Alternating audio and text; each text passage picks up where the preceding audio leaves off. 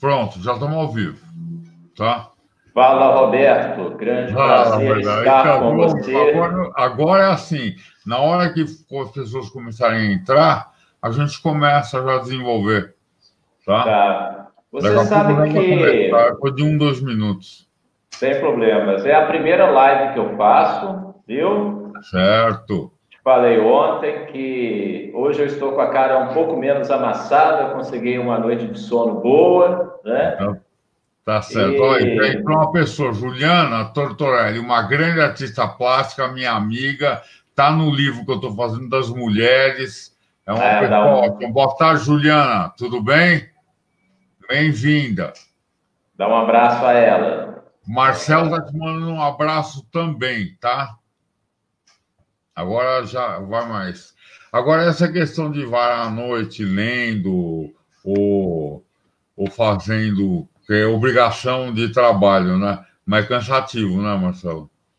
É cansativo e prazeroso, né, Roberto? Eu gosto muito, é a minha profissão, né, de escritor, e não só, né, como escritor, mas do meu hobby também eu sou leitor, então, invariavelmente, eu estou ou com livro, ou escrevendo livro, ou fazendo livro, ou lendo livro, É a minha né, de lida um também, agenciado, e eu amo de paixão, assim, então é muito a gostoso. minha lida é essa É, também, eu também amo de paixão. Ó, entrou agora o Lucas Eduardo, vamos começar a falar um pouco, Marcelo, da tua carreira. Fala, aí o pessoal pode se apresentar ao pessoal e começar a falar um pouco da sua carreira, como você começou, como você se descobriu um escritor e vai falando. Primeiro, boa tarde para o Lucas aqui, né? Lucas Eduardo Rodrigues. Pois bem, eu tenho a honra, né, de ser um escritor profissional no Brasil e viver de literatura profissionalmente há 20 anos. Eu sou formado em filosofia e comecei a escrever ainda na faculdade. Eu sou formado em São João del Rei, na UFSJ. Sou um romancista, escrevo na linha de romances, né, com um fundo filosófico e também um cronista. E desde 2001, aliás, 2002, que é o lançamento do meu primeiro livro, chamado Muito Humano Demais, eu tive a sorte e hoje, né, de estar com 12 livros inéditos, fora os traduzidos para o exterior e os também de segunda edição. Então, todo este caldo me faz ser um escritor profissional, ou seja, eu vivo de literatura no Brasil, né? E agora também, Roberto, exportando a minha literatura para alguns países, né? Poxa, que bacana, Como, parabéns. como Portugal, Costa Rica, entrando agora nos Estados Unidos, Espanha, México, enfim, muito trabalho, né? E muito feliz, né, de ser um escritor de fato e de direito, e não apenas um escritor ocasional. Com certeza. Eu queria que você falasse para o pessoal como que esse processo de escrever para ser publicado em outro país, se tem algum escritório que trata disso, se você mesmo tem que entregar o livro traduzido, se eles traduzem lá, como é que funciona? Então, eu tenho uma agência literária, né, chamada O Agente Literário, e ela tem, digamos assim, coparcerias no mundo inteiro. Igual, por exemplo, nós tivemos uma coparceria na Costa Rica e temos ainda, né, com uma grande profissional de lá. Então, estas agências que fazem, né, este trabalho de parceria conosco, de co-agenciamento, é o que nos possibilita o processo de tradução, de oferecimento para as editoras destes países. Inclusive, se você ver aqui o meu banner aqui atrás, expressa Sim. um pouco de alguns países onde eu já consegui fincar a minha bandeira, né, com o meu trabalho. Então, publicações em revistas literárias também, né, no mundo inteiro, e é um trabalho de formiguinha, né? Estou vendo aqui a Juliana Tartorelli. Juliana, um abraço para ti, viu? Muito prazer ter a sua audiência aqui nessa live. e vamos seguindo. Então, assim, Roberto, é um processo que você também está conhecendo, né, aos poucos, agora como um dos nossos agenciados, né? É um processo bem, assim, intenso, amplo, né? E realmente, assim, com possibilidades, né, de levar um pouco da literatura do Brasil para o exterior. Certo. Eu não sei essa informação. Uma vez, um amigo meu, ele queria publicar nos Estados Unidos. Ele falou que lá funciona assim, falou que lá tem cada tipo de literatura, suspense, policial, terror, amor, tal, tem um agente específico, isso é verdade? Cada um específico é o geral. Não, tem sim, tem sim. E lá nos Estados Unidos, tem algo muito interessante que eu estou aprendendo também, tá? É que lá é um dos únicos países no mundo, Roberto, onde os escritores recebem um bom adiantamento das editoras, né? E isso também possibilita, assim, ao próprio agente literário ter um ganho antecipado também. Ele recebe a questão dos adiantamentos, que são os direitos autorais. Isso é muito interessante. Então, os Estados Unidos, eu costumo até comparar assim com o Brasil, que tem praticamente a mesma extensão territorial e um pouco mais da população nossa brasileira, né? Mas são países assim correlatos, mas tem um diferencial incrível. Como que os norte-americanos leem, entendeu? Como que eles leem e como que livros lá são vendidos e como eu tive, inclusive, tive a oportunidade de entrevistar para a revista Conhece-te, que é a revista da qual eu sou editor, uma escritora e pedagoga, vencedora do Prêmio Jabuti, a Nereide Santa Rosa, e ela deu um mapa muito preciso da literatura nos Estados Unidos. E, infelizmente, eu tenho a dizer, Roberto, que o Brasil tem um déficit muito grande com relação ao índice de leitura, entendeu? É vergonhoso o nosso índice de leitura. Nós estamos engatinhando. É menos de um livro por ano, acho. Se não me engano. É muito... um negócio ridículo. É muito ruim, sabe? Infelizmente, né? Então, e se diz, né, que um país se faz com educação e eu acredito que deva passar, né, pela questão também da leitura, né? Que é principal, é o beabá, né? Exatamente. Antes de continuar, eu queria agradecer ao jornal Granja News, no portal deles aí no YouTube, porque eles estão cobrindo todas as lives que eu faço. Está uma gentileza do meu amigo Rodrigo lá. Um abraço, Rodrigo. E pode ter certeza que o Marcelo vai gostar bastante, que vai circular, que ele circula por toda essa região aqui da Granja Viana, Cotia, e é uma divulgação boa. E queria cumprimentar a Miriam Vilela, o Dantas, pela presença. Tá? O que eu queria te falar é o seguinte: a vantagem que tem num país, Estados Unidos ou França, ou como um país bem desenvolvido, no termo da leitura, é que com o adiantamento que eles fazem sobre direitos autorais, o escritor tem condições de seguir uma carreira sólida, diferente da que o cara tem que escrever e tem que ter dois empregos, um emprego para poder sobreviver, né? Sim, então, mas aí também, e isso é muito importante, Roberto, porque faz um diferencial também, que eu percebo como agente literário, e isso é muito interessante, que é o seguinte, nós falávamos em off, né, e é bom expressar aqui, que muitos se dizem escritores, mas não são escritores. Exatamente. Né? Como poetas também. Exatamente, eles não são poetas. Nós temos escritores de fato e de direito, né? Nós temos escritores, e eu não acredito, é algo que a minha experiência, né, de 20 anos já me faz perceber isto, que eu tenho meu trabalho muito bem vendido, né? Os meus livros são muito bem vendidos, a revista que eu edito é muito bem comercializada, e como eu disse no primeiro, né, no início, pelo simples fato, né, de viver de literatura no Brasil é um diferencial, são pouquíssimos. A crítica que eu faço é o seguinte: um escritor, de fato. Eu, por exemplo, eu sou um escritor, mas eu tenho também a minha agente que me ajuda na questão do filtro, e todo escritor precisa de um filtro, ele precisa de uma consultoria, ele precisa de um encaminhamento. Por quê? Às vezes o escritor é muito intuitivo. Quantas e quantas vezes eu já mandei o manuscrito de um romance achando que esse romance era perfeito. E eu tive o romance, né? Me retornaram através de uma leitura crítica com várias indicações, sugestões e tal. Então, esta consultoria ela é muito importante.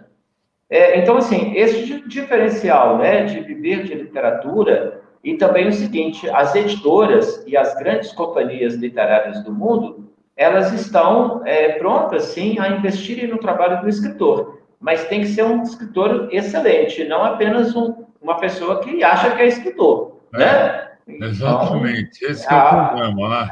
aí nós estamos falando de profissionalização, né? É o que diferencia do amador, né? Eu sempre digo o seguinte, Marcelo, eu classifico assim, o cara fala que é escritor, mas o cara escreveu na vida dele um livro ou dois. Para mim, o cara que é escritor é o cara que escreve todo dia. É uma Todo profissão. dia. E quanto mais você escreve, mais você se aprimora. Quanto mais Verdade. você lê, quanto mais você escreve, você vai notando que pode fazer construções de frases melhores.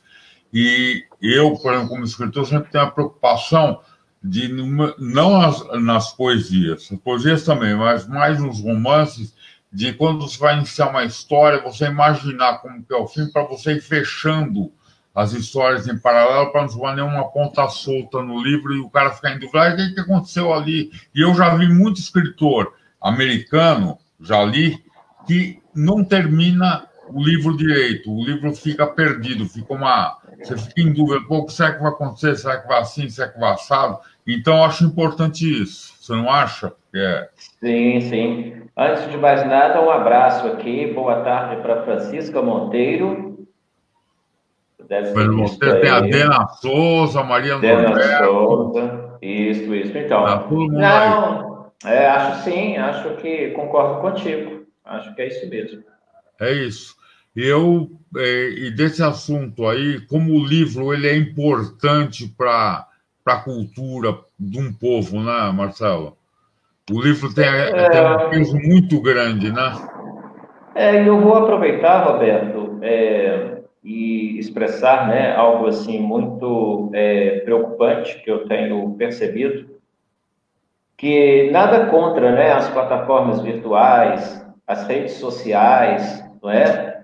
Mas eu percebo com muita preocupação que muitos de nós estamos perdendo muito tempo nas redes sociais e estamos perdendo aquele aprendizado, aquele contato com um bom livro, com uma boa leitura.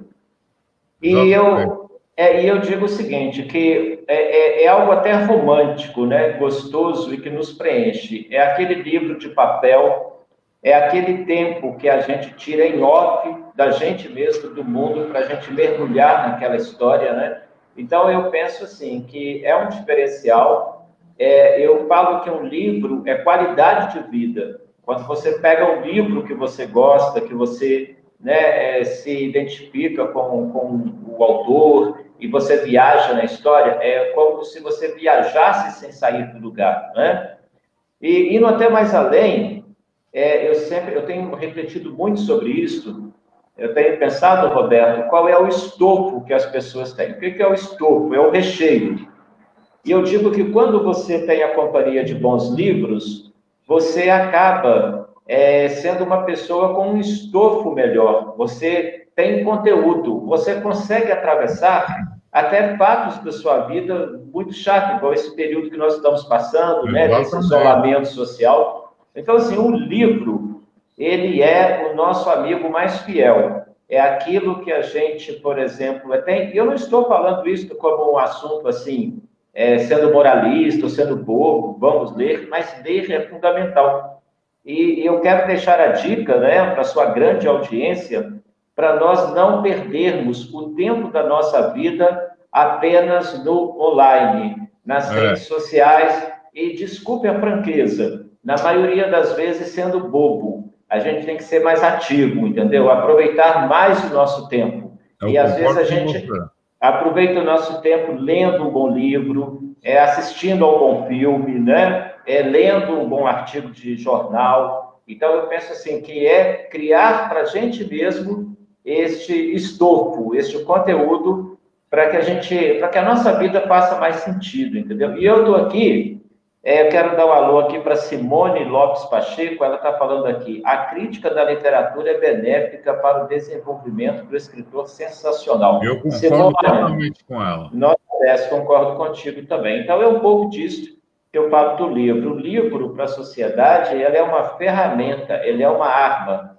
para nos... é uma arma pacífica para nos construirmos como pessoas melhores. Exatamente. E eu falo só te falar, a Simone é uma grande poetisa também, viu? É uma excelente poetisa. Ela escreve muito bem, muito. Bacana. Muitos escritos dela. Tida Lima, boa tarde. Rosinalva, Leonice, Marinês Lima, bem-vindas.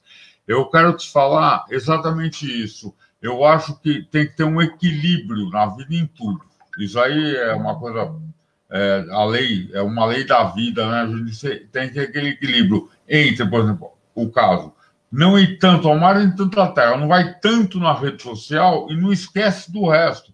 E não falo aí só da leitura, Marcelo falou dos relacionamentos, das amizades, de tudo. A pessoa acaba se envolvendo tanto na rede social que ela esquece como que é um relacionamento com um amigo, sentar num bar para a gente tomar uma cervejinha, bater um papo e tal. Isso acaba se perdendo hoje em dia. Tem isso, tem de monte, muita gente infeliz, muita gente em depressão, porque está nesse mundo da telinha, entendeu? A telinha não é a salvação de tudo, Marcelo. E eu digo mais, né? Uma das primeiras lições de filosofia que eu aprendi na faculdade foi acerca do mito da caverna. Ah, sim. Conta para o pessoal o mito da caverna, que eles não conhecem, a maior parte não conhece. O mito da caverna era o seguinte: eram pessoas que estavam aprisionadas no fundo de uma caverna com grilhões. E após muito tempo, com muito esforço, um destes prisioneiros conseguiu se soltar. Esta é uma fábula do Platão, tá? Do Sócrates, e ele nos diz que este que conseguiu se soltar foi o filósofo, e que o filósofo sai da caverna e tudo que ele havia visto até então eram as sombras que tinham na caverna. E quando ele sai da caverna, ele vê aquele sol maravilhoso, ele vê as coisas como elas são, e aquilo para o Platão era a verdade. E aí volta o filósofo para tentar libertar os seus amigos que estavam nos grilhões. Sim. Só que eles, que já estavam acostumados nas cavernas... Não quiseram sair. Não quiseram sair. E eles acreditavam que aquele mundo das cavernas, das sombras, era o mundo real. E não era. Esse aí é o mundo da rede social, esse. Exatamente. Porque eu brinco que é o seguinte, Roberto, hoje, muitos de nós estamos seguindo aquele preceito do Roberto Carlos. Eu quero ter 1 milhão de amigos. Então, o cara tem 5.000 contatos no Facebook, ele acha pouco ainda, reclama, né? E quer ter mais, ele quer ter 1 milhão de amigos. Só que, na verdade, eu fico pensando o seguinte, né? Você pode ter 1 milhão de amigos na sua rede social, mas eu vou fazer uma perguntinha provocadora. Será que você vai ter 6 pessoas para carregar a alça do seu caixão? Aí é que tá. As pessoas de carne e osso, os seus amigos. A questão de hoje é essa mesmo. Para que ter tantos conhecidos? Porque amigo mesmo você não tem tantos. O objetivo disso é querer ficar conhecido, é querer falar que tem 5.000 amigos. Eu sempre fui no Face da seguinte forma: eu tenho muitos amigos no Face, claro, pessoas que eu conheço pessoalmente. Mas tem pessoas que estão lá, eu acho que só para fazer número, porque eu nem conheço, não tenho nem bate-papo por internet, por nada. É horrível isso. Agora, olha, só vou ler um trecho aqui do meu grande amigo, o Edgar Maluf. Um abraço para você, para Jace. O Edgar Maluf, o Marcelo, ele é uma pessoa maravilhosa, ele é membro lá da CLASP, da academia que eu sou presidente, é um grande fotógrafo, é uma pessoa sensacional, escreve textos maravilhosos. E esse texto que ele postou aqui é do Vladimir Viveiro, que é outro acadêmico de outra academia, que é professor de faculdade de Direito.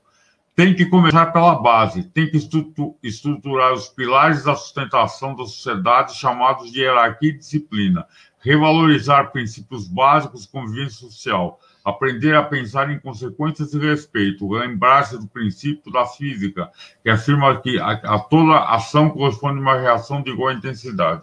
A terceira lei de Newton. Perfeito. O que você acha?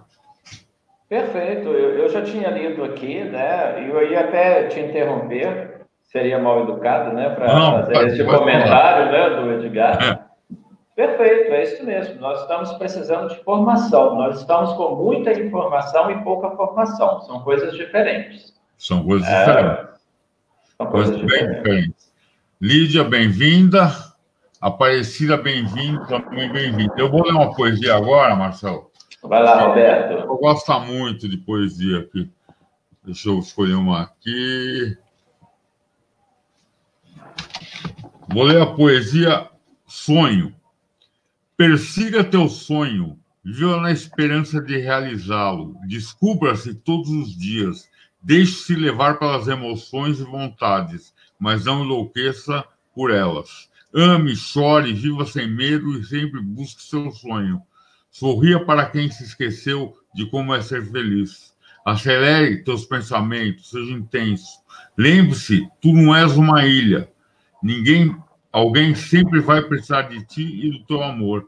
Encha teu coração de fé, não a perca nunca. Entre de cabeça nos teus relacionamentos, desejos e seja feliz.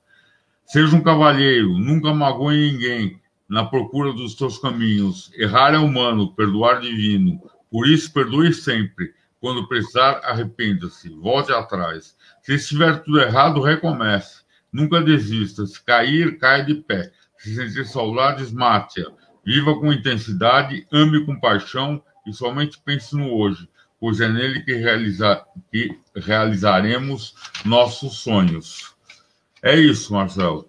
Essa é a minha poesia aí do perseguir o sonho da gente na vida, né? Parabéns, parabéns. Muito bacana, muito profunda, como sempre. Eu já conheço o seu trabalho, então, meus parabéns. Mas sabe o que acontece, Marcelo? É que tem muita gente nessa vida que pensa assim, eu quero ser, sei lá, vou estar com qualquer negócio, quero ser um médico bom. Só que o cara só fica no sonho, ele não corre atrás, ele acha que vai cair tudo do céu. E é um problema da sociedade atual. As pessoas, por terem muita informação, muita facilidade, o cara manuseia, faz pedido de comida pelo celular, o cara, quando está na rua, quebra o carro, ele pega o celular, liga. Ele não tem que fazer que nem numa época passada minha, que tinha que ir no orelhão, tinha que fazer um trabalho de escola, tinha que copiar as coisas, pesquisar e não Ctrl-C, Ctrl-V e colar, entendeu? Então a pessoa vai se acomodando e esquecendo da vida, você não acha? Sim, hoje a sociedade atual sofre uma dificuldade em lidar com o esforço, né? Com o esforço. Então, assim, todas as atividades, todos os seus sonhos, para não ser aquele sonho de adolescente, eu quando era criança eu queria ser astronauta, né? Da NASA, eu queria ir para a Lua. É um sonho um pouco irreal, né?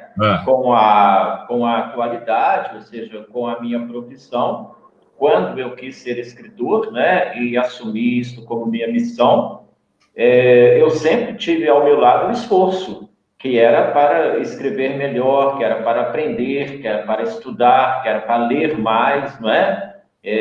Para ser um escritor atrativo, né? E felizmente eu consegui. Então eu penso que é isso. O grande problema da nossa sociedade hoje, a meu ver, é que ela quer o máximo de lucro com menos de esforço. Exatamente. Com menor esforço. Então, quer dizer, nós não temos uma ética do trabalho, do esforço. E isto este imediatismo, né? Tudo para ser imediato. Eu tenho, Roberto, 20 anos de carreira e como escritor, né? E às vezes eu vejo escritores que surgiram aí de 6 meses e já querem ser Quer ser conhecidos. best-seller, né? Já quer ser. Parece que o cara tem 30 anos de carreira e tem 6 meses. Então há um tempo, né? Há um tempo para tudo, né? Lógico. Como meu pai falava, meu pai sempre falava assim, como no Eclesiastes, cada coisa a seu tempo. Exatamente, Isso ele né? falava sempre, meu pai. Cada coisa a Exatamente. seu tempo. Não apressa o tempo. O tempo, as coisas acontecem na hora que tem que acontecer. É Eu, verdade. eu vou cumprimentar agora a Francisca Maria, Leonice, Marília Trindade, Lídia Quetios, Marina, Lúcia Regina Frazão, todas bem-vindas. Então, Marcelo, mas esse problema aí que a gente está falando, ele tem a ver também com essa. Eu acho que quando era criança, por exemplo, eu aprendi a escutar não, entendeu? Eu aprendi a escutar com meu pai, com a minha mãe, mesmo meus tios, meus avós, eu aprendi. Hoje em dia, os pais não sabem dizer não para os filhos. Eles não falam. Nós estamos criando seres mimados, né? É. Sendo muitos dos pais também mimados, né? Então, assim, Ah, é uma geração de mimo, né? É uma geração de mimados. se for fazer um paralelo nisso daí, com um relacionamento que eu sempre falo aqui para todas as pessoas que vêm para a live, os relacionamentos também são líquidos, vamos dizer, porque a pessoa entra no relacionamento, num casamento, já marcando a hora de separar. Fala, daqui 1 ano e meio, se não der certo, já estou fora. O cara não é que ele entra para construir alguma coisa, tem aquele esforço, porque o relacionamento também é um esforço diário, seu e da pessoa. Não é todo dia que você acorda de bom humor, não é todo dia que ela está de bom humor, ou vice-versa, não é todo dia que você que está afim de escutar com o tempo para falar. Então, também tem um esforço para manter um relacionamento. E hoje, os jovens de hoje não têm esforço nenhum. Ah, não deu certo aqui, não, arruma outra, dá um pé nessa aqui, ou um pé nele, e vai curar a vida. Eu acho isso. Eu acho que é uma doença da sociedade atual. E é uma consequência daquilo que eu disse, né? Se a pessoa não tem sabedoria para aplicar o esforço, se ela é mimada, então no relacionamento interpessoal e afetivo, ela vai carregar essas características, não é? E também visualizando o outro como um canal de vantagem pela lei do menor esforço, pelo prazer próprio e só. Quer dizer, isso não tem nada diferente, não. É tudo sequencial, infelizmente. Então, o que eu falo também, outra coisa que a gente poder conversar aqui é o seguinte: como é que você vê essa, na minha opinião, essa decadência da cultura brasileira em todos os sentidos? Não é só no sentido de leitura, mas no sentido musical, com certos estilos de música que não refletem a cultura do país de forma alguma, etc. Como é que você vê isso aí? Então, é uma coisa complexa, Roberto, pelo seguinte. Eu sempre digo que, desde muito tempo, eu tenho vivido, né, e praticado um preceito do grande escritor Voltaire, o escritor francês que, ao final da sua novela Cândido, ele fala o seguinte: é preciso cuidarmos do nosso jardim. Então, o que eu faço? Eu cuido do meu jardim, né? Eu tenho a sorte de ter muitos leitores, né? Os meus livros não são livros de autoajuda, não são livros, digamos assim, romances baratos, então são romances reflexivos que são, né, que dialogam com este público. Então, eu vejo o seguinte: como você está dentro, como você é um agente que está dentro, é muito difícil avaliar a sua época com isenção, porque nós estamos vivendo essa época, no meu modo de ver, né? Nós estamos. Eu lembro, por exemplo, eu vou contar algo de criança. Quando eu estava na escola, uma vez uma professora conversando com a gente em sala de aula, eu estava na quinta série, sexta série, algo assim, ou sétima série, ela disse o seguinte, ela falou assim comigo: ah, Titãs, isto não é música, a banda paulistana Titãs, né? Eu gosto de Chico Buarque, de Wagner, de Caetano, de Gil e tal. E aí a gente percebe, e eu na época eu gostava de Titãs, como gostava e gosto até hoje, né? Eu também adoro. Eu gosto da turma do rock nacional, né? Mas hoje, passado um tempo, ou seja, mais de 30 anos, a gente percebe que essas bandas tinham que falar, né? Então, eu penso que o modo mais correto de nós avaliarmos a época de agora é daqui a 40 anos, é daqui a 30 anos, né? Por quê? Aí você vê em retrospectiva, você vê, né? Ver agora é muito complicado, porque assim, Exatamente. a gente está no cerne da coisa, né? A gente está no olho da coisa. E, na verdade, eu assisti a um filme que eu amo de paixão, que é o filme Meia-Noite em Paris, e que é um filme muito interessante, é um filme do Woody Allen. E o preceito... então você vai lembrar daquele preceito de qual que é a crítica do Woody Allen, que sempre, quem está na sua época atual faz um sonho, tem um sonho, que uma visão do Woody Allen quase infantil, de que a época anterior era a época melhor, né? Aí, numa dessas viagens surreais, o personagem vai para a época lá, de 1920, em Paris dos anos 20, e ele vê que os problemas são os mesmos. Ele vê, assim, que há as intrigas, que as pessoas não são perfeitas, e aí, lá ele encontra pessoas que entendem que o século XIX era o século, a Belle Époque, na França, né? Ou seja, vamos traduzir em português, a Bela Época na França é a ideal. Então, o que eu aprendi com isso? Que nós não podemos, assim, ser um pouco saudosista, porque há uma tendência no ser humano em acreditar que uma época anterior a ele é uma época perfeita.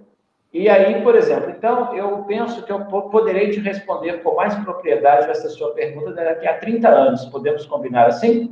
Vamos. E, inclusive, obrigado pela lição aí, porque Não, é uma visão muito interessante para eu mudar o meu foco de ver as coisas. Não, mas assim, eu não quis te corrigir. Não é questão de corrigir. É questão são de eu pontos de vista diferentes. Porque foi uma visão que eu comecei a perceber algumas coisas. Eu posso até não gostar do funk, mas será que daqui a 20 anos, quando eu olhar para cá, eu tiver lá meus 80, sei lá, eu olhar e falar, pô, na época aquela música tinha um significado por um série de motivos, ou talvez não, como se eu olho para a década de 60 e vejo o Elton Robinho e o Vinícius de Moraes, que eles criaram a Bossa Nova e foram um símbolo naquela época, e tinha tudo a ver com aquela época, por causa do mundo em si, né? O mundo estava tendo a revolução total da década de 60, revolução sexual, revolução feminina, tudo. Então vai ver que tudo aquilo lá casou para fazer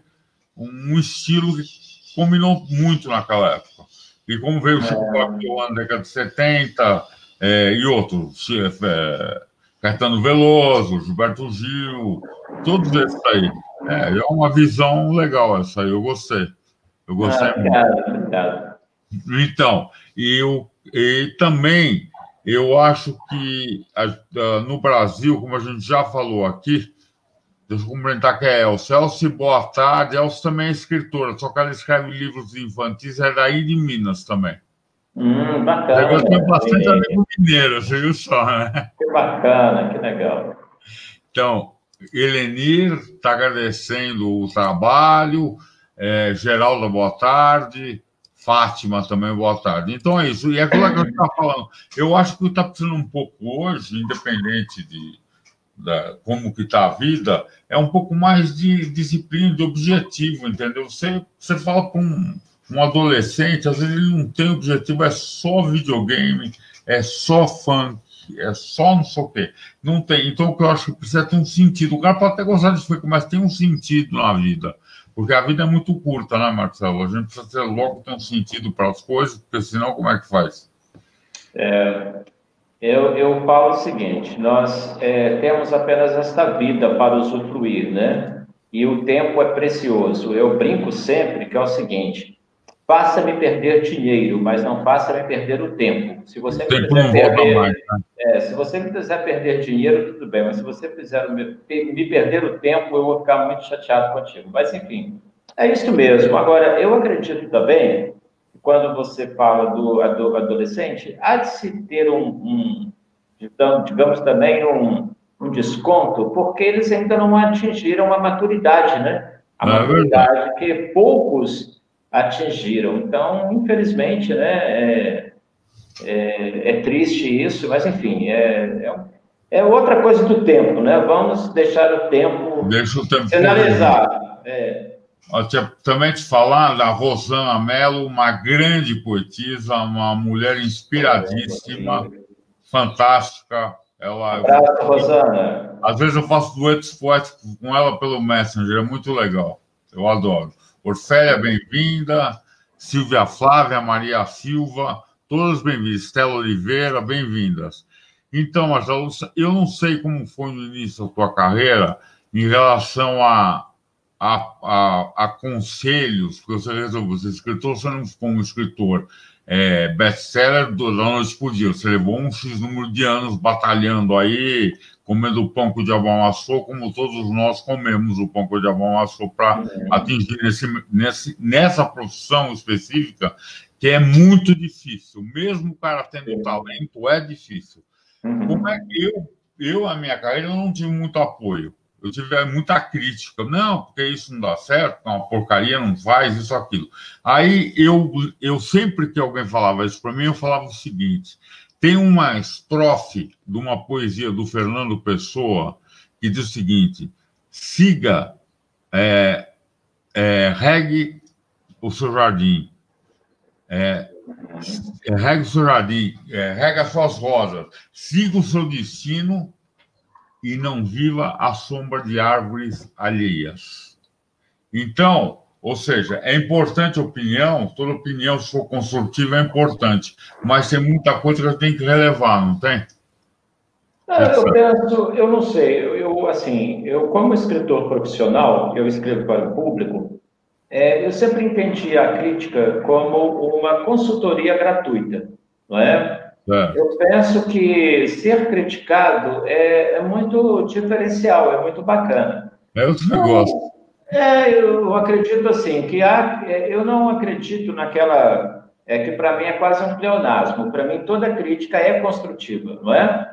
Eu recebo muitas críticas, mas entendendo como críticas assim, o retorno dos meus leitores, porque eu sou um leitor lido, né? Se vocês entrarem no meu site, que é o www.marcelopereirarodrigues.com.br, vocês verão todo da minha carreira lá. E uma das sessões que eu faço questão de manter, que eu penso que é o diferencial, são as críticas dos leitores, né?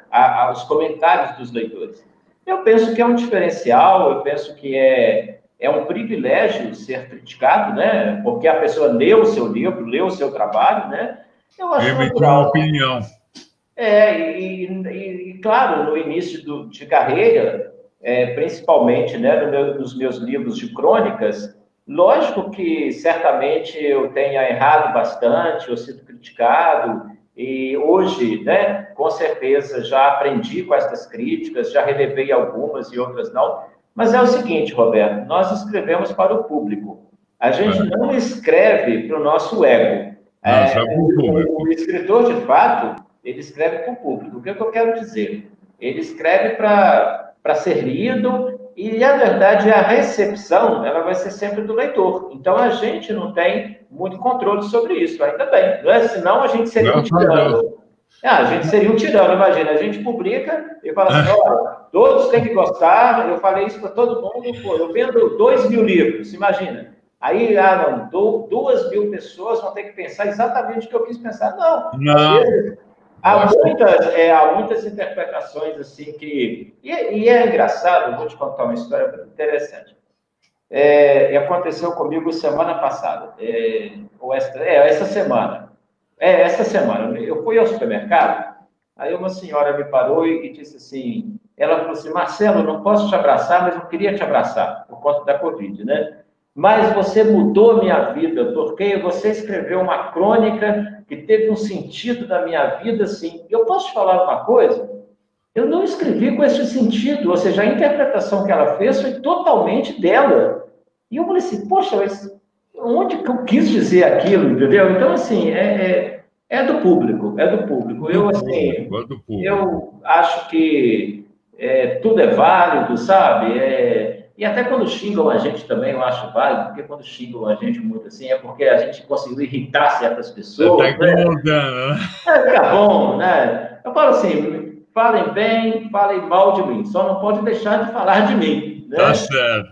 Agora, e na vida, Roberto, e só estendendo um pouco, na vida, principalmente nós que somos colegas escritores, só há dois tipos de escritores, viu? Há os que fazem poeira e há os que comem poeira. Eu tento sempre fazer poeira, não comer eu poeira. também. Agora, uma coisa que eu vou te falar da crítica, eu aceito todas as críticas, todas. Inclusive, essa experiência que eu vou ter agora, com esse livro aí que você passou para essa crítica, vai ser excelente, porque ela vai poder me posicionar, falar, não, tem que mexer aqui porque tá ruim, faz assim, faz assim, eu vou achar ótimo. Agora, eu na minha poesia, eu também, quando eu escrevo a poesia, eu escrevo pelos meus sentimentos, mas eu não escrevo ela para mim, eu escrevo ela para quem vai ler. Aí, tem pessoas que já me falaram que ficam tristes, outros falam que ficam alegres, outros que choram, e outros falam, puxa, essa é a minha vida, mas eu falo, bom, mas não tenho de saber que era a tua vida.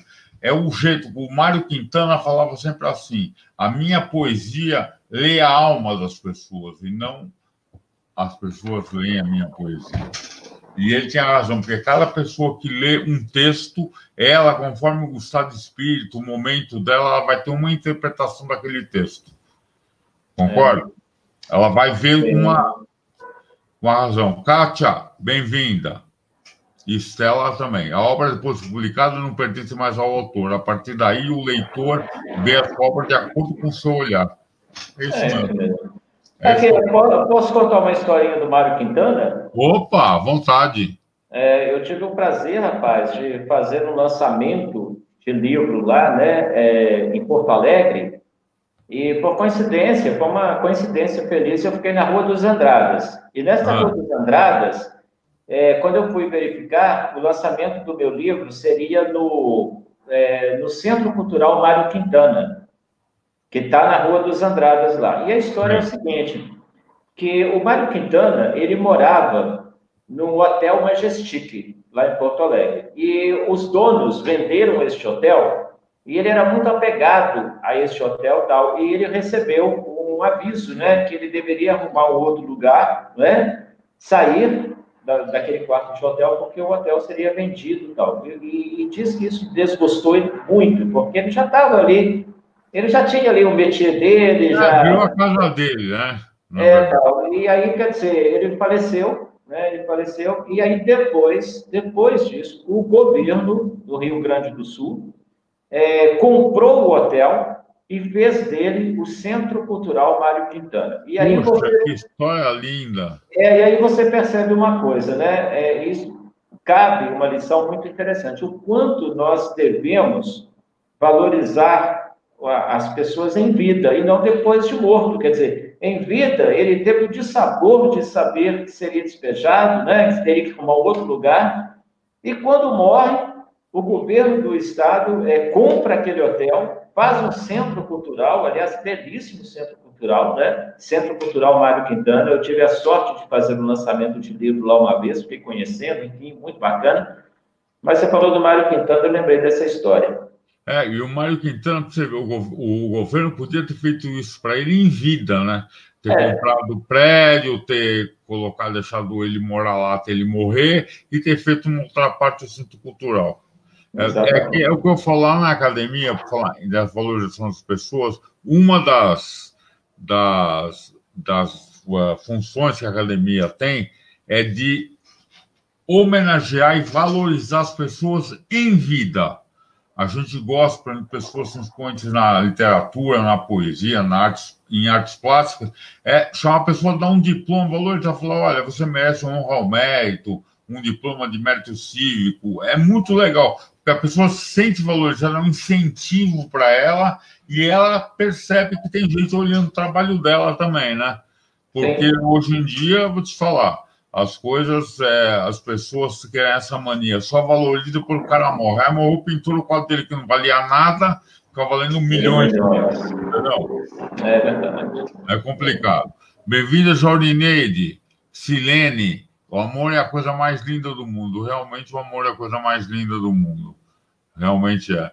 Agora, viu, Marcelo, eu sempre falo aqui o seguinte, o que eu vou falar agora, todas as lives eu estou falando, para todas as mulheres que veem essa live, estão assistindo e transmitindo para as amigas dela, fiquem atentas aos sinais de um mau relacionamento, de um relacionamento agressivo, abusivo, de ciúmes doentio. Fica atenta no amor, porque a pessoa dá sinais, porque na hora que essa pessoa casa, ela vai passar, ela acha que acertando o casamento é título de propriedade, humilha, bate, chega até a matar outra pessoa. Então, isso é parte dessa campanha que está circulando aí das mulheres com a palma da mão aberta, com o X vermelho na mão, para alertar todas as vezes as mulheres nesse ponto. Não existe amor onde existe violência. A pessoa que praticou violência uma vez pode ir embora, porque ela vai praticar constantemente essa violência, ou emocional, ou psicológica, ou física mesmo. Então, saia. O amor não combina com esse tipo de relacionamento. E é tudo uma casca o cara falar que ama, quando na verdade ele só quer agredir. Não concorda, Marcelo? Eu só complementaria o seguinte, que o amor cego, ele precisa ir ao oculista, né? O amor tem que ser racional também. Então, você tem que pensar também e racionalizar um pouco o seu sentimento e sentimentalizar um pouco a sua razão, não é? Então, eu fazer o equilíbrio. Que este ato, né, que eu busco desde sempre, de conhecer a mim mesmo. Então, eu conhecendo a mim mesmo, eu encontro mais elementos para conhecer o outro, no meu caso, a outra, né, a minha companheira. E, na verdade, eu penso que é isso. Tudo o uso adequado da razão, inclusive do amor. E eu vou brincar com você, que é o seguinte, desconfie de uma pessoa que esteja perdidamente apaixonada por você. Se uma moça me dissesse isso um dia, eu responderia para ela o seguinte, então vamos fazer o seguinte, quando você estiver encontradamente apaixonada por mim, a gente conversa. Porque se ela está perdida, eu vou ficar perdido, o amor já está perdido. Você está entendendo?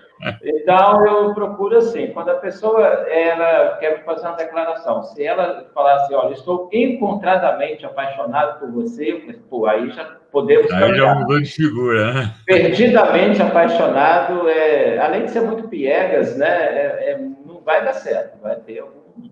Na outra live que eu fiz aqui, Marcelo, eu estava discutindo a importância dos valores que o dinheiro não pode comprar, né? Que, na verdade, nesta quarentena, muitos desses valores nós estamos sabendo dar o devido reconhecimento, né?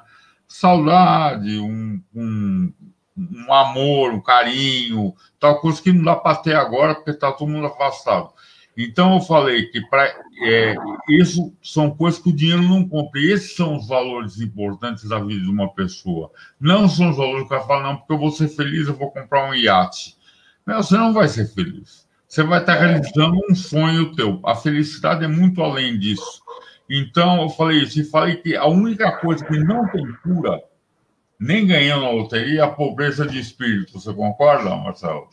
Não, sim, com certeza. E, inclusive, eu ontem fiz um vídeo no YouTube. Posso falar aqui o meu canal? Pode, à vontade. Prazer, pode falar. Vocês, por favor, acessem lá MPR Filósofo, repetindo, MPR Filósofo. Então, eu estava falando lá sobre sobre essa pobreza.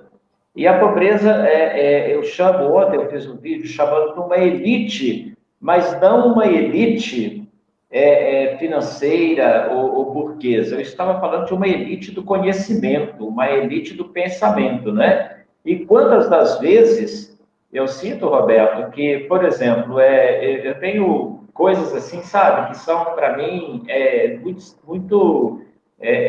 simbólicas, assim. Eu tenho uma revista, né, a revista Conhece-te.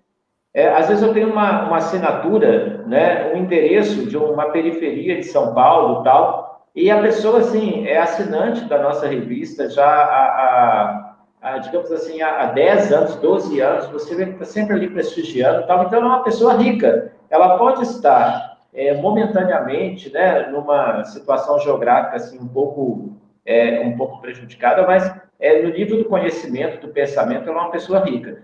Os bens materiais, eles passam. A verdade é que quando nós morrermos, nós não vamos levar nada. Aliás, você sabe, né? Nós viemos ao mundo por uma peça de roupa, você sabe disso, né? Nós nascemos pelados e seremos enterrados com um terno, os homens, e a mulher um vestido. Só isso. Na nossa religião, porque tem religião que é enterrado pelado mesmo, só envolto no lençol. A sua? O judeu. O judeu, sim, então. Então, assim, por um tecido, né? Então, eu penso que há essa pobreza, sim, né? É uma pobreza espiritual e muitas das vezes as coisas não batem, assim. Pobreza material é uma coisa, agora a pobreza de espírito, ela é terrível. Essa aí realmente é... Não tem cura. A gente só observa, não comenta, mas a gente repara. E uma coisa que eu te falar, que sempre tem um amigo meu que é filósofo também, e a gente sempre discute esse assunto, que a forma de entrar no mundo e a forma de sair do mundo, todo mundo sabe qual é. Mas o que vai se fazer no intervalo é o que é importante. Exatamente. Eu sempre penso assim, eu faço a minha vida, escrevo meus livros, faço, lógico, para todo mundo ler, escrevo para as outras pessoas, mas eu quero deixar aqui uma coisa minha, entendeu? Para quando eu olhar, quando chegar meu dia lá na frente, olhar para trás e falar, poxa, olha só o que eu construí na minha vida. Pô, valeu a pena. Eu tive uma trajetória de vida que eu fiz um montão de coisa, eu construí isso, construí aquilo. Que eu acho que o objetivo das pessoas nesse mundo devia ser satisfazendo seus sonhos, poderem correr atrás do que é importante para eles e satisfazer os desejos da alma, que eu acho mais importante. Acabou de entrar outra poetisa, a Sol Figueiredo, que ela gosta de chamar de poeta, não poetisa. Então, a poeta Sol Figueiredo, maravilhosa, minha amiga há tantos anos, já fizemos dueto juntos, fizemos tudo. É maravilhosa, maravilhosa. Um abraço para você aí de Campos. Ela é presidente da Academia de Letras do Brasil, Seção Campos. Parabéns. Muito bacana. Parabéns a ela. Você falou agora há pouco, vou usar uma metáfora para você. Está vendo essa estante aí atrás de você? Sei. Essa estante atrás de você. Você imagina que daqui a 100 anos, de repente, em uma casa, em uma estante, vai ter um livro seu aí. Vai ter. Você já terá morrido, eu também já terei morrido, mas de repente, em muitas instantes, estarão os nossos livros. Então, e nós vamos renascer com a nova pessoa ler. Eu quero ir além. O escritor, ele garante a sua imortalidade. O bom escritor, ele se torna imortal. Porque, assim, eu tenho um caso muito interessante. Eu fiz uma vez um poeta, fiz uma amizade com um poeta do Rio Grande do Sul. Foi até a época que eu estava fazendo muitos lançamentos lá em Porto Alegre, Curitiba também, e um dia, agora recente, me deu uma saudade dele. Eu falei, pô, eu vou entrar em contato com o poeta e tal. E eu me liguei, e aí foi a irmã dele que me falou assim, o fulano morreu. Aí eu pensei, né, morreu para ti, para mim nunca ele vai morrer, porque ele é um poeta, né? Eu tenho o livro dele, eu li o livro dele. Então, assim, o poeta, o escritor, o artista como tal, que faz uma obra, ele garante a sua imortalidade.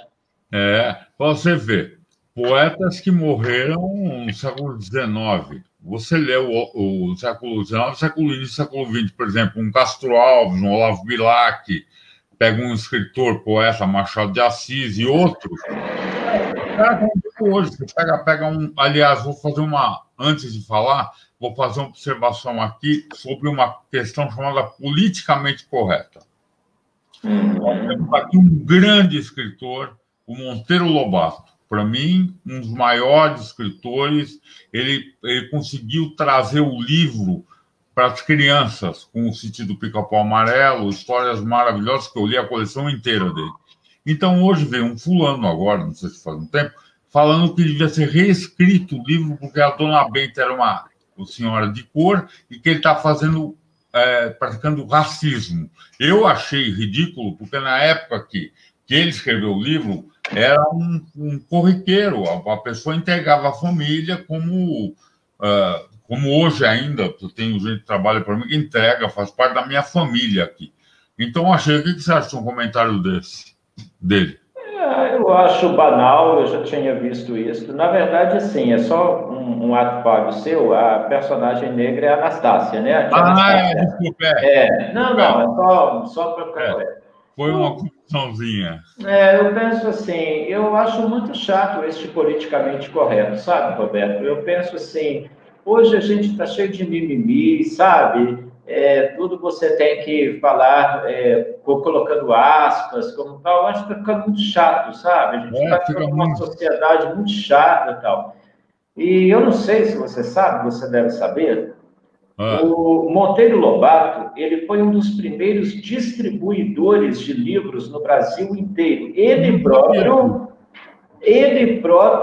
entendeu? Escrevia cartas para farmácias, veja bem, para farmácias, e falava assim, olha, eu quero deixar os meus livros aí para vender, o que vocês acham? Vocês gostariam, vocês me dariam essa força e tal? Pelo Brasil inteiro. Então, assim, ele foi um visionário, ele foi um dos primeiros distribuidores do Brasil, entendeu? Ele que popularizou esse livro no varejo, igual você está falando, sim, essa importância que ele tem com as crianças, né? Eu comecei a ler Monteiro Lobato, eu assisti ao Sítio do Pica-Pau Amarelo, né? Mas eu acho assim, penso, né, que é muito chato esse politicamente correto. Eu acho. Sabe, é muito tal. Ontem, vou contar algo para você assim, que me preocupou um pouco. Eu estava gravando um vídeo pro YouTube, né? E no vídeo, assim, eu estava falando que certas reportagens de televisão, né, são para idiotas, para retardados. Para retardados mentais e para débeis mentais. Eu até pensei, daqui a pouquinho eles vão me xingar. Pô, não pode falar que é retardado mental, tem que ter uma outra palavra. Mas o sentido da palavra, o sentido da minha expressão era para dizer aquilo mesmo, mas assim, eu não estou querendo ofender ninguém, entendeu? Lógico. Hoje está tudo muito chato, sabe? Hoje eu estou politicamente correto, está muito assim. Está muito. Aqui, uma coisa boba, por exemplo, uma coisa boba. Os Trapalhões, o programa. Maravilhoso. Você lembra quando o Didi chamava o Mussum de macaco? Eu lembro. E se fosse hoje? Nossa, já estava escrachado aí pela internet, meu. Não, já estava preso, né? Racista, né? Então, assim, não, é triste. Não tem esse negócio. Eu vou te falar só uma coisa. Eu acho que antigamente, pelo menos quando eu era jovem, era criança tal, a vida era mais leve, entendeu? Você não tinha tanto. Ai, eu não posso falar isso que eu vou magoar aquilo, não posso falar aquilo porque é isso. E coisas que você nem está com a intenção de magoar a pessoa. Eu vou te contar uma coisa. Tem um amigo meu aqui, inclusive ele é meu barbeiro, um amigaço meu, ele é um senhor de cor. E outro dia eu estava na padaria, faz muito tempo, eu estava na padaria com minha mulher e com meu filho, e ele estava ele é viúvo, estava com a namorada dele. Aí ele veio com um chapéu, chegou na mesa e falou, olha aqui o negão de vocês. Ele falou, eu não falei nada. Você vê? E ele falou para mim, esse tipo de coisa aí não me ofende. Ofende quando a pessoa quer ser agressiva na hora de falar. Quando fala na amizade... Então, aí, agora eu queria que você falasse, como tem vários poetas aí e escritores, falasse da importância do agente literário na vida de um escritor. Eu vou reafirmar, eu já disse isso, né, no início do nosso bate-papo. A gente chegou agora. Não, eu penso que é fundamental. Eu penso que se você intuitivamente, né, pensar que é escritor e que não precisa de um filtro, é muito triste. Eu vou citar, inclusive, o seu caso, se você me der licença, né? À vontade, pode falar. Você é um escritor consagrado que me contratou para ser o seu agente literário, não é?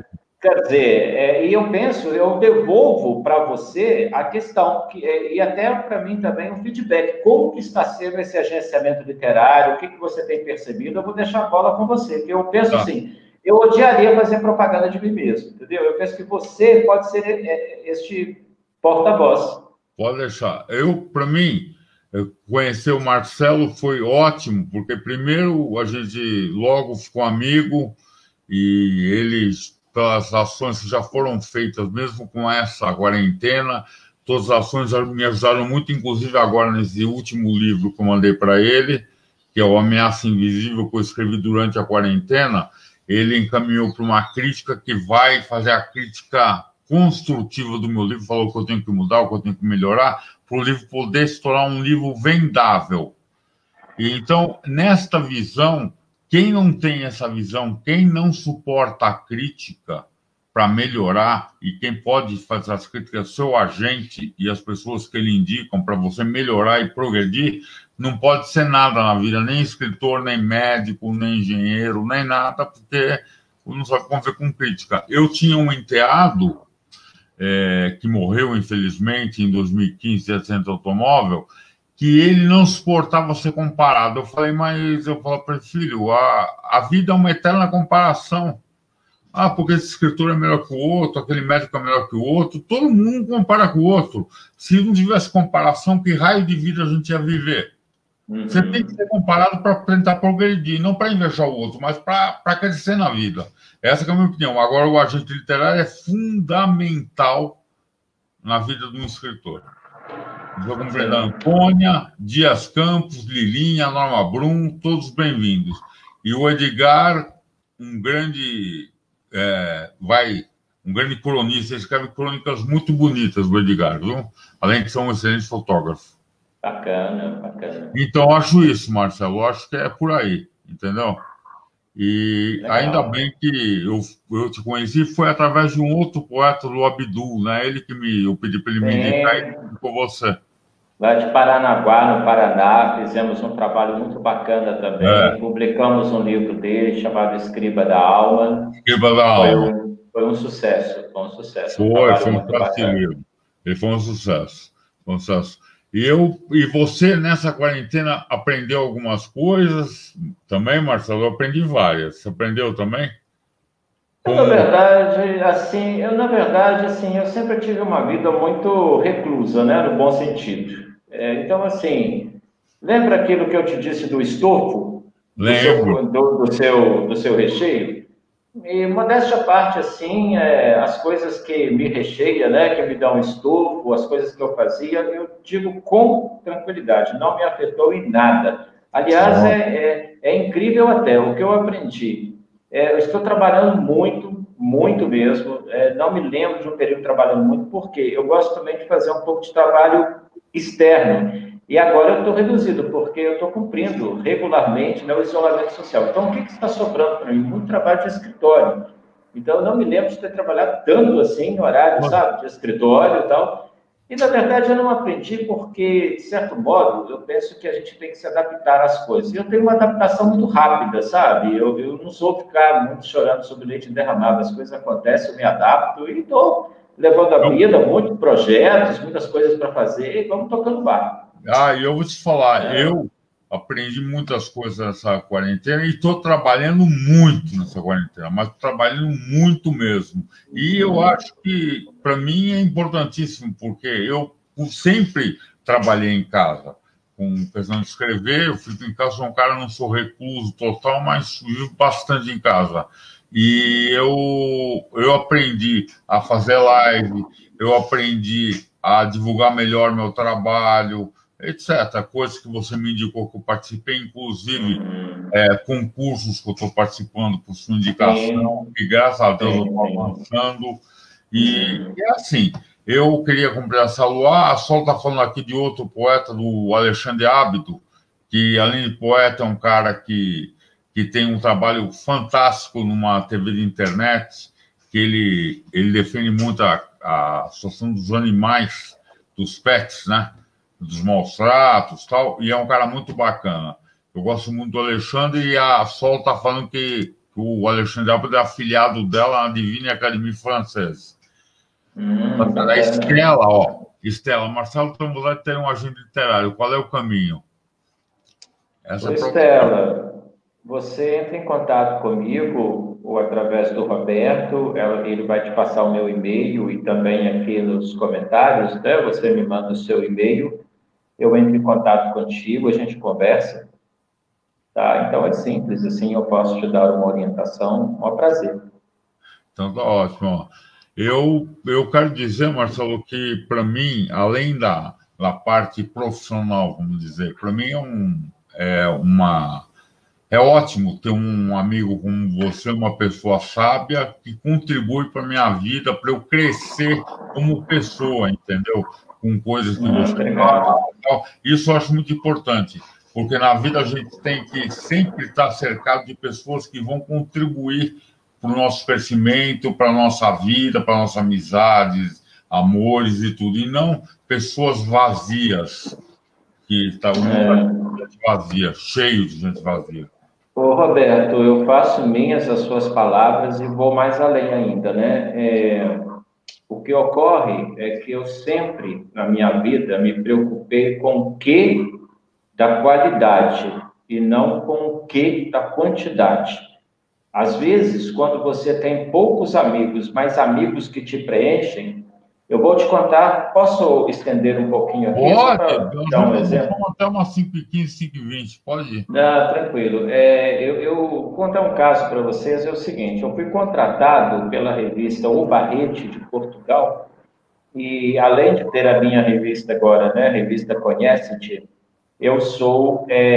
tenho orgulho de ser colunista, articulista da revista O Barrete, de Portugal. Parabéns, hein? É, Parabéns. e em pouco tempo, sabe, e até é muito interessante, porque na revista Conhece-te eu sou editor e na revista O Barrete eu sou colaborador.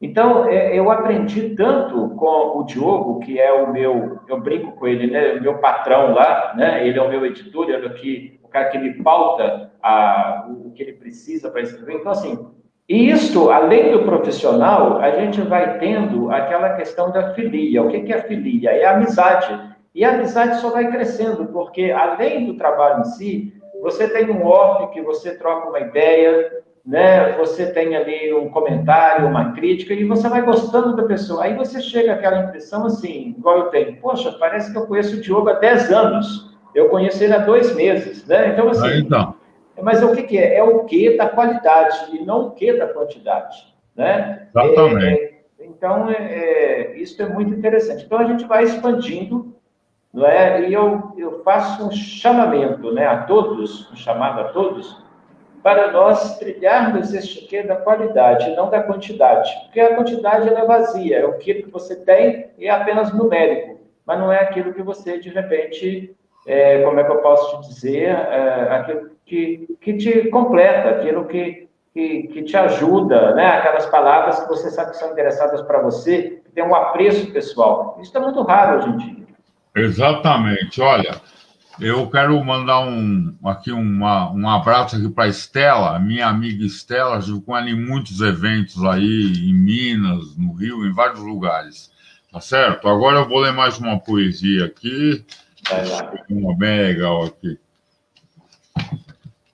É... Santinho só aqui. Impossível.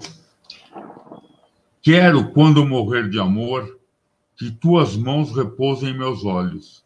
Quero teu carinho, quero teu beijo doce. Mais uma vez, mais sobre o meu coração e essa loucura, que foi sentir tua suavidade e que mudou minha razão de ser.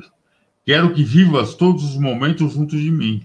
Espero que teus olhos sigam os meus. Desejo que sintas o perfume do mar e o vento, que tanto amamos, e que continue sempre a me amar.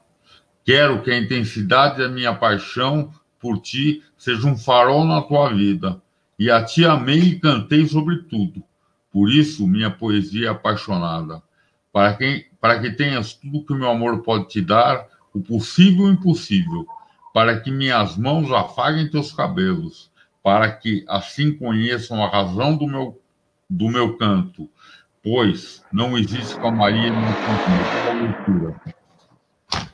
É isso. Parabéns, muito bonito. Obrigado, Marcelo. Então, mas esse tipo de assunto que a gente está falando aqui de conteúdo, pessoas que têm conteúdo, pessoas mais vazias, eu acho fundamental conversar isso, porque todo mundo que assiste a live às vezes tem dúvida de uma coisa ou de outra e pode tirar essas dúvidas escutando outras pessoas falando. É um aprendizado da vida, né? Às vezes, você passou por coisas que eu não passei, eu passei por coisas que você não passou, entendeu? Então, uma troca de experiências e de vida que ajuda todo mundo, né? Sim, eu penso que quando na prévia, né, você sabe que vai conversar com uma pessoa legal, o resultado tende a ser legal, né? Tende a ser bom. E eu penso que nada melhor do que o exemplo, né, para indicar caminhos, para indicar possibilidades, né? Eu sempre digo que eu não gosto de ser assim moralista na minha forma de expressar, né, que as pessoas devam ser assim. Eu penso que cada um é do jeito que lhe aprouver, né? É lógico. Agora, é muito bom caminhar com segurança nessa vida, né? É o que a gente pretende, assim, ao longo da nossa vida, né? Caminhar com segurança, com racionalidade, com equilíbrio, né? E sendo feliz com a nossa profissão, que, na verdade, é a sua missão, né? A minha missão ser escritor. Então, é algo, assim, sem palavras. Eu vou falar uma coisa para você, é o que meu pai falava, sempre eu lembro disso. Quando o meu pai falou assim, olha, Roberto, poxa, faz desse jeito, porque eu já passei por isso uma vez na vida, não dá muito certo assim, faz assim que você vai sair melhor. E a gente não queria escutar, sabe o que ele falava? Se você não tem um velho, compre um. Sim. Porque é experiência, você concorda? Se não tem experiência, compra, escuta alguém que tenha, para evitar que você tenha dissabores na vida. É verdade, é verdade. E eu também estou, né, sempre nesse meu processo de busca, né, de conhecimento, de aprendizado. Eu sempre busco também me nutrir de coisas boas e também aquilo, aproveitando, né, caminhos trilhados. E eu quero aqui, inclusive, neste finalzinho, porque assim, eu gosto menos de falar do meu trabalho e mais de falar do meu trabalho coletivo, né? Certo. De dizer a todos os escritores, que aqui com certeza tem escritores, para tomar conhecimento de um projeto, de uma revista que eu tenho, que é o meu trabalho coletivo, chama Revista Conhece-te. Apoiado. Tem o site dela, www.revistaconhecete.com.br. É uma revista que tem 19 anos de circulação no Brasil inteiro. São 233 edições ininterruptas mensais. E que essa revista ela tem um cabedal de conhecimento tão grande, de aprendizado tão grande, que ela certamente será um farol para muitas de suas orientações. Então, ela aponta caminhos, principalmente para escritores, não é? Porque, às vezes, nós queremos aprender, mas nós não temos o esforço de aprender. A revista faz um pouco mix disso e aponta caminhos, né? E é o que eu sempre falo. Pessoal, antes de sermos escritores, sejamos leitores. Porque ser escritor sem ler, aí fica difícil. Aí realmente o primeiro, antes de ser um escritor, tem que ser um leitor. Eu sempre li muito na minha vida, desde criança. Sempre, sempre. Então, Estela, só falar para você, eu lembro que eu te conheci na Paraíba no evento da João Mendonça. Em 2012 a gente se conheceu, já foram 8 anos, uma loucura, né? E depois em outros eventos aí pelo caminho aí que nós nos encontramos. A respeito da revista do Marcelo, se inscrevam na revista, assinem a revista, é importante. O canal dele do YouTube também, se inscrevam no canal dele, tem muita mensagem importante. E leiam o Marcelo. Leiam o Marcelo, procurem os livros dele, leiam o Marcelo, tá certo? Eu acho que por hoje a nossa mensagem foi essa, né, Marcelo? Agora você se despede e depois eu vou me despedir das pessoas. eu quero agradecer a oportunidade, foi a minha primeira live. Você viu o quanto que eu estava temeroso, né, de fazer a primeira live. E foi super fácil. Então, e na verdade, assim, foi um prazer, um baita prazer, dizer a todos, né, da minha satisfação de ser o seu agente literário, um escritor que realmente trabalha. Então, para um agente literário é muito bom trabalhar com pessoas que trabalham, né? Eu quero deixar aqui todos os meus canais. Eu tenho o meu canal no YouTube, que é o MPR Filósofo. Eu tenho o meu site de escritor, que é o www.marcelopereirarodrigues.com.br. Lá vocês virão, né, o todo da minha carreira de 20 anos no Brasil e no exterior, não é? Com as turnês as turnês de lançamento, as fotos de lançamento, as críticas dos leitores, as sinopses dos meus livros. Eu quero que vocês acessem também a revista eletrônica de Portugal, O Barrete, que é o www.obarrete.com. E quero dizer que quem tiver interesse em me conhecer, basta ir no Google. Tem muita coisa minha no Google lá, Marcelo Pereira Rodrigues. Tem muitas matérias. Eu mesmo, às vezes, me assusto. Às vezes eu brinco, Roberto, vou lá no Google pesquisar alguma coisa. Nossa, estão falando do meu trabalho em tal lugar. Então é muito bacana. Eu não dou conta, entendeu? Mas é muito legal. Mas dizer que foi um prazer, não é? Já recebi aqui no meu Messenger várias mensagens também, várias dúvidas. Que legal. Vou responder a todos, né, com o tempo e com a especificidade devida, né? Eu trato sempre cada um como cada um.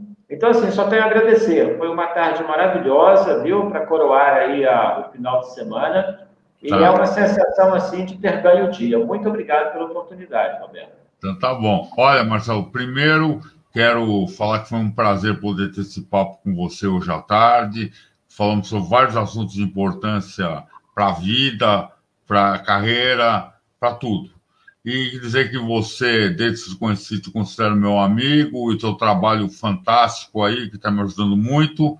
E dizer para as pessoas que agradeço mais uma vez a excelente audiência, porque eu amo todos vocês e vocês são de extrema importância para a minha vida, para a minha carreira e para a minha inspiração e vontade de continuar fazendo o que eu estou fazendo, tá bom? Então, bom fim de semana para todo mundo e até semana que vem. Até logo. Marcelo, aguenta um pouquinho na linha, tá bom? Um abraço. Gosto. Deixa eu terminar aqui.